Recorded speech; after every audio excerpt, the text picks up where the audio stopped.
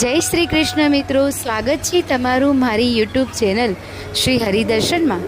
હું અને મારા કાન્હાજી આપનું હાર્દિક સ્વાગત કરીએ છીએ। મિત્રો, આજે આપણે 13 મઈએ શરૂ થતી અપરા એકાદશીની વાર્તા, તેનું મહાત્મય તથા તિથિ ક્યારે શરૂ થાય છે અને ક્યારે પૂર્ણ થાય છે તથા તેના પારણા ક્યારે કરવા, આ દરેક વસ્તુ આ વિડીયોમાં આપણે જાણીશું।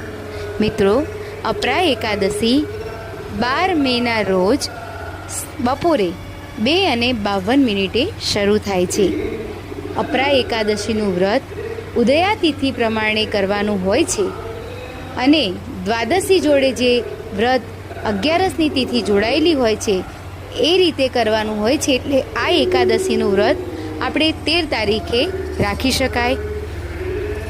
13 તારીખે બપોરે 1:29 એકાદશી સમાપ્ત થશે। ત્યાર પછી આ એકાદશીના વ્રતના પારણા 14 તારીખે સવારે 5:31 લઈને 8:14 સુધી કરી શકાય છે। મિત્રો, આ હતી એકાદશી ક્યારે, તે કેટલા વાગે શરૂ થાય છે અને કેટલા વાગે પૂર્ણ થાય છે તેની વાત।